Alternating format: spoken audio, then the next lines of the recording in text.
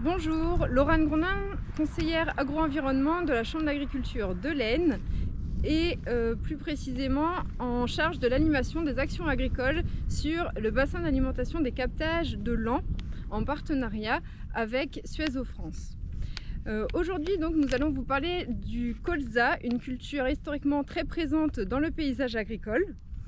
Depuis quelques années, le colza a eu quelques difficultés, que ce soit lié au climat et aussi aux pressions ravageurs. Malgré tout, cette culture reste toujours possible dans le département. Nous allons vous donner quelques petits conseils pour réussir son implantation et sa fertilisation. Nous allons donc rejoindre Nicolas qui va nous parler de l'implantation. Donc cette année, comme les deux précédentes campagnes, l'été a été marqué par une sécheresse importante, ce qui peut poser problème pour l'implantation du colza. Cette année, il va falloir faire une préparation la plus fine possible pour avoir un bon contact terre-graine. Donc on va éviter les préparations grossières avec les outils à dents, mais plutôt privilégier les outils à disque pour essayer d'avoir une préparation la plus fine possible afin que le colza puisse démarrer. Puisque lorsque l'on implante un colza, l'objectif va être qu'il démarre vite pour essayer de gagner du temps sur les insectes et notamment sur les altises. Pour optimiser la levée du colza, on peut l'implanter au semoir à betterave. Ça va permettre un meilleur contact sol-graine, une meilleure gestion de la densité de semis. Par contre, le débit de chantier sera un peu plus long. On va essayer d'implanter le colza le plus tôt possible. Dès le 15 août, on peut implanter le colza dans notre département.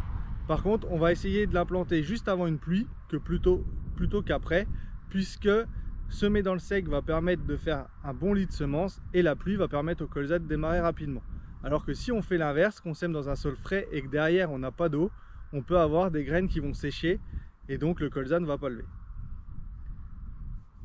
Maintenant Julien, tu vas nous parler de la fertilisation du colza. Qu'as-tu à nous dire? Bonjour Laurane.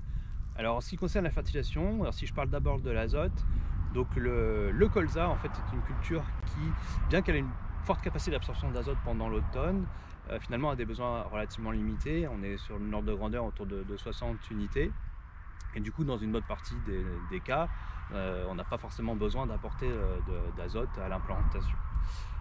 Néanmoins, tout l'enjeu en fait sur le colza, comme l'a évoqué Nicolas tout à l'heure, c'est d'avoir une croissance suffisamment rapide pour gagner la compétition avec les ravageurs insectes.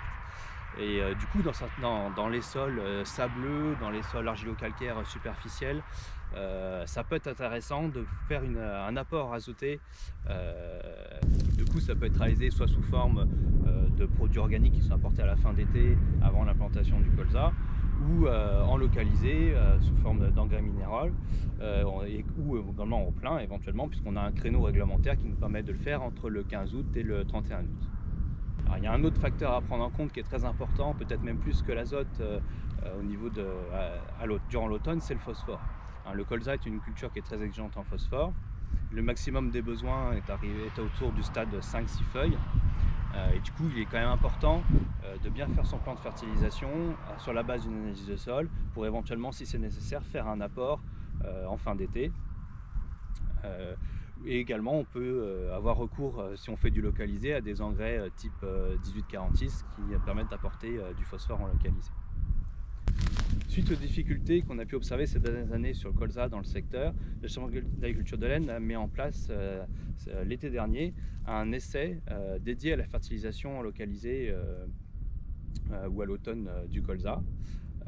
Donc on a pu mettre en évidence avec cet essai l'impact justement de la fertilisation sur la croissance et sur la biomasse mesurée, puisque si on comparait un témoin non fertilisé avec une modalité avec du 1846 apporté en localisé, on avait un différentiel de l'ordre de 1 kg par mètre carré entre les deux modalités. Donc un effet qui se voyait bien au niveau de la biomasse. On a également vu que pour une même spécialité fertilisante, les apports en localisé étaient plus efficaces, se traduisaient par une plus grosse biomasse que les apports réalisés en plein, donc une meilleure efficacité. Par contre, dans les conditions de l'année, sur cet essai, on n'a pas observé d'impact sur le rendement récolté. Du coup, c'est un essai qu'on va reconduire cette année pour confirmer ou infirmer ces premières observations. Pour conclure, l'implantation du colza est une étape primordiale pour sa réussite. N'hésitez pas, si vous avez encore des questions, à nous contacter. À bientôt.